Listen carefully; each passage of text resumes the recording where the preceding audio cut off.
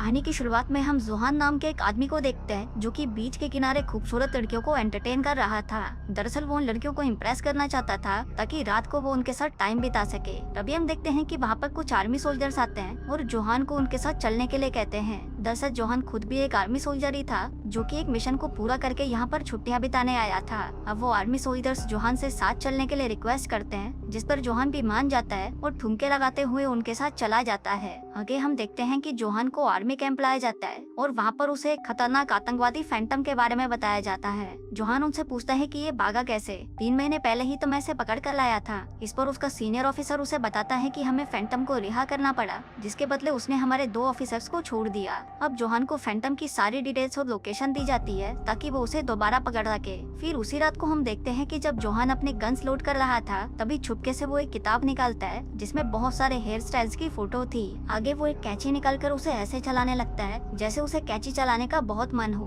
अब ये सब देखकर हम व्यूअर्स को पता चलता है कि जोहान एक नाई बनना चाहता है, वो भी लड़कियों के बाल काटने वाला। आगे जब जोहान अपने पेरेंट्स के साथ डिनर कर रहा था तभी वो उन्हें बताता है कि मैं आर्मी छोड़ना चाहता हूँ और एक हजाम बनना चाहता हूँ। वो कहता है कि मेरा बचपन से बस एक ही सपना है कि मैं लड़कियों के मुलायम मुलायम बाल काटूं। अब ये सुनते ही उसके पेरेंट्स शॉक्ड हो जाते हैं और पागलों की तरह हंसने लगते हैं। फिर अगली सुबह जोहान फैंटम को पकड़ने के लिए निकल जाता है। वो स्पाइडरमैन की तरह दीवारों पर कूदते हुए फैंटम के किले में घुस जाता है और उनके आदमियों को कुत्ते की तरह मारने लगता है। हम देखते हैं कि जोहान इतना ज्यादा ताकतवर था कि फैंटम का कोई भी आदमी उसके सामने टिक नहीं पाता। अब सभी आदमियों को मारने के बाद जोहान फैंटम के पास पहुंचता है जो कि खुद एक चमगादड़ की तरह छत से उल्टा लटका हुआ था। फैंटम उसे कहता है कि कोई भी मुझे पकड़ नहीं सकता क्योंकि मैं भाग रहा हूँ, और ये कहकर वो वहाँ से भाग जाता है। तभी जोहान भी उसे पकड़ने के लिए एक छलांग लगाता है, पर बाहर आते ही फैंटम उस पर आरपीजी से हमला कर देता है। लेकिन तभी जोहान एक बैक फ्लिप मारता है और उसे बच जाता है। तभी फैंटम एक जेट स्की चुरा लेता है और वहाँ से भागने लगता है,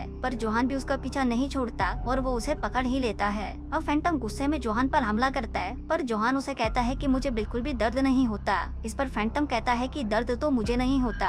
जोहान उसे कहता है कि अबे गधे मान जा, दर्द मुझे नहीं होता। अब गुस्से में फैंटम पानी में से एक पिराना मछली निकालता है और उसे अपनी गर्दन पर लगाकर कहता है कि देख मुझे दर्द नहीं होता। तभी जोहान उस पिराना को उठाकर अपने कच्छे में डाल देता है, जिसको देखकर फैंटम पूरी तरह बौखला जाता है। इसके बाद फैंटम एक बम निकालता है और उसे जोहान की तरफ फेंकने लगता है, पर तभी जोहान एक टेबल टेनिस वाला बैट निकालता है और फिर उस बम से टेबल टेनिस खेलने लगता है। पर कुछ ही देर में वो बम फट जाता है और फिर पानी में से सबसे पहले फैंटम बाहर आता है। वो देखता है कि जोहान वहाँ पर नहीं है और वहाँ पर बस उसका कच्छा तैर रहा है। अब ये देखकर फैंटम को लगता है कि जोहान टपक चुका है, लेकिन तभी हम देखते हैं कि जोहान जिंदा था और वो पानी के अंदर से चुपचाप वहाँ से चला गया। आगे हम देखते हैं कि जोहान एक कार्गो प्लेन में था और वो कुत्तों के पिंजरे में बैठकर उनसे बातें कर रहा था। वो उन्हें कहता है कि मैं चाहता तो फैंटम को पकड़ सकता था, लेकिन वो दोबारा भाग जाता। ऐसा नहीं है कि मैं अपने देश से प्यार नहीं करता, लेकिन ये लड़ाई तो खत्म ही नहीं हो रही, इसलिए मैंने अपनी झूठी मौत का प्लान बनाया। इसके बाद वो अपनी बुक में एक हेयर स्टाइल देखता है और उसी के हिसाब से वो अपने बाल और दाढ़ी काट लेता है। फिर कुछ देर बाद उसका प्लेन भी लैंड हो जाता है और जोहान न्यूयॉर्क पहुंच जाता है।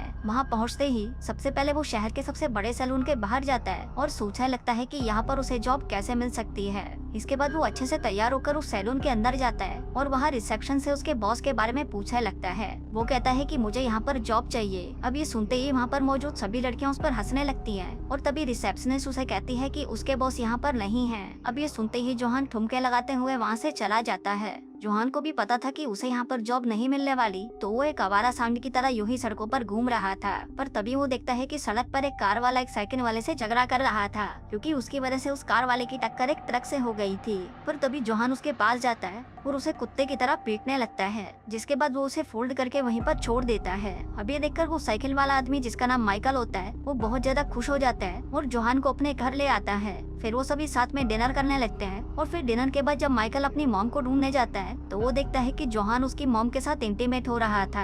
अब ये देखकर माइकल का दिमाग खराब हो जाता है और वो जोहान से कहता है कि तुम एक दिन का भी वेट नहीं कर सकते थे क्या। अब क्योंकि माइकल का मूड ऑफ था, इसलिए जोहान उसका मूड ठीक करने के लिए उसे क्लब में ले जाता है। फिर क्लब में जोहान को एक आदमी मिलता है जिसका नाम जोराट होता है। वो जोहान को पहचान लेता है और उससे बातें करने लगता है। तभी जोहान उसे कहता है कि मेरा नाम जोहान नहीं बल्कि जॉन है, लेकिन वो आदमी उसे कहता है कि नहीं तुम जोहान ही हो। अब जोहान भी समझ जाता है कि ये आदमी उसके पीछे पड़ चुका है, इसलिए वो खुद ही उसे सब कुछ सच बता देता है। इसके बाद जोराट उसे एक कार्ड निकाल कर देता है जो कि एक इलेक्ट्रॉनिक शॉप का था, पर ये देखकर जोहान उसे कहता है कि मैं किसी इलेक्ट्रॉनिक शॉप पर काम नहीं कर सकता क्योंकि मैं एक हजाम बनना चाहता हूँ। इसके बाद अगले दिन से वो कई जगहों पर इंटरव्यू देने जाता है, पर उसे कहीं पर भी हजाम की नौकरी नहीं मिलती। अब जोहान के पास और कोई रास्ता नहीं बचा था, इसलिए वो निराश होकर जोराट के पास जाता है और उससे काम मांगने लगता है। पर तभी जोराट उसे सड़क के कोने पर एक दुकान दिखाता है, जो कि इनके दुश्मन केकड़ा गैंग के इलाके में थी। जोराट उसे कहता है कि यहाँ पर तुम्हें आसानी से हजाम का काम मिल जाएगा। तभी जोहान उसे पूछता है कि ये केकड़ा गैंग किसका है, जिस पर जोराट उसे कहता है कि ये गैंग फैंटम का है।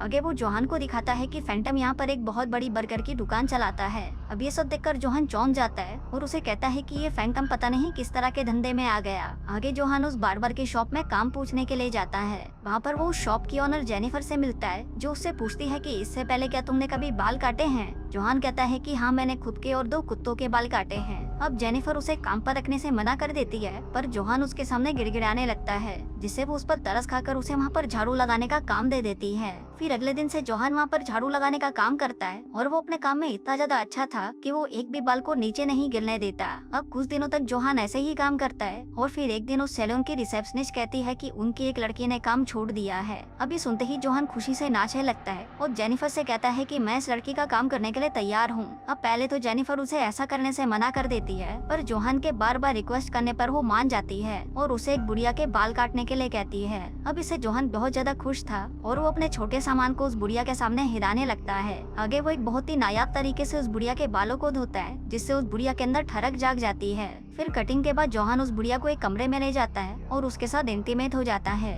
अब उस बुढ़िया की चीखें सुनने के बाद वहाँ पर बैठी और भी बुढ़िया अपनी बारी के लिए बहुत ज्यादा एक्साइटेड हो जाती हैं। इसके बाद हम देखते हैं कि वो दोनों उस कमरे से बाहर निकलते हैं, जहाँ पर वो बुढ़िया लंगड़ा कर चल रही थी, जिसका मतलब था कि जॉन ने उसका अच्छे से गेम बजाया था। अब इसके बाद से ही उस सैलून के बाहर बूढ़ी औरतों की लाइनें लग जाती हैं, क्योंकि वो सभी जोहान के साथ इंटीमेट होना चाहती थी। वहीं जोहान भी ये मौका नहीं छोड़ता और उन सभी बुढ़ियों के साथ इंटीमेट होता है। वो एक एक करके सभी औरतों को चलम सुख की प्राप्ति दे रहा था और इतना ही नहीं, वो कभी कभी तो एक साथ 2-2 के साथ भी कर लेता था।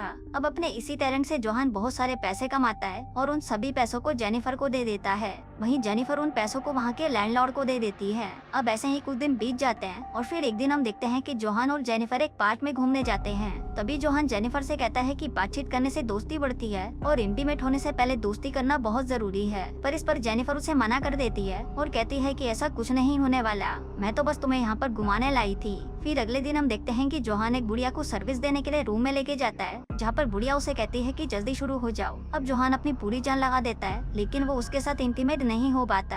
फिर जोहान बुढ़िया को कहता है कि मुझे माफ करना, इस बार मैं आपको संतुष्ट नहीं कर पाऊंगा। पर इस पर वो बुढ़िया उसे कहती है कि कोई बात नहीं, अगली बार तुम 2 बार कर लेना, इससे हमारा हिसाब पूरा हो जाएगा। फिर अगले दिन दुकान पर किराए की वसूली के लिए 2 आदमी आते हैं और जेनिफर उन्हें पैसों की गड्डी देते हुए कहती है कि तुम लोग हमें यहाँ से नहीं निकाल सकते, अब अपना ये किराया लो और यहाँ से चलते बनो। दरअसल ये दोनों आदमी जिस बिल्डर के लिए काम करते थे, वो बिल्डर यहाँ पर एक मॉल बनाना चाहता था। आगे जब जोहान जेनिफर से बातें कर रहा था तो वो जेनिफर से कहता है कि सब कुछ ठीक हो चुका है और मेरा सोया हुआ हथियार फिर से जाग चुका है, शायद वो तुम ही हो जिससे मुझे और मेरे हथियार को प्यार हो चुका है। अब ये सुनकर जेनिफर उसे कहती है कि मैं समझती हूँ कि तुम्हें मुझसे प्यार है और इसके लिए थैंक यू।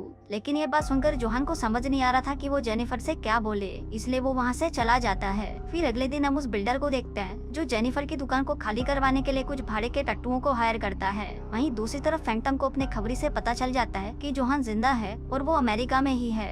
आगे हम जोहान को देखते हैं जो कि जेनिफर को सब कुछ सच बता देता है कि मैं एक आर्मी सोल्जर हूँ। अब जेनिफर को वो लोग पसंद नहीं थे जो लड़ाई झगड़ा करते थे, इसलिए वो जोहान को वहाँ से जाने के लिए कहती है। जोहान उसे समझाने की कोशिश करता है कि वो ये सारे काम छोड़ चुका है, लेकिन जेनिफर उसकी कोई बात नहीं सुनती और उसे कहती है कि मुझे भूल जाओ, जिसके बाद जोहान मायूस होकर वहाँ से चला जाता है। आगे जोहान वहाँ से सीधा फैंटम के पास जाता है जहाँ वो दोनों लड़ने ही वाले थे कि तभी वहाँ पर जोहान को माइकल का कॉल आता है जो उसे बताता है कि कुछ लोगों ने दुकान पर आग लगा दी है। अब ये सुनते ही फैंटम और जोहान दोनों ही वहाँ पर पहुँच जाते हैं, पर वो गधा फैंटम बिना किसी की मदद के आग बुझाने के लिए अकेला ही अंदर चला जाता है। तभी वहाँ पर जोहान आता है और वो एक रेस्टोरेंट से चटनी की एक टंकी को लेकर उसे आग पर छिड़कता है और उसे बुझा देता है। इसके बाद फैंटम बाहर आता है और वो जोहान से पूछता है कि तुमने मेरी मदद क्यों करी, जिस पर जोहान उसे कहता है कि मैं भी लड़ाई से थक चुका हूँ और मैंने लड़ना भी बंद कर दिया है। फिर फैंटम वहीं पर उसे मारने लगता है, पर जोहान इसके बदले में उसे कुछ नहीं कहता।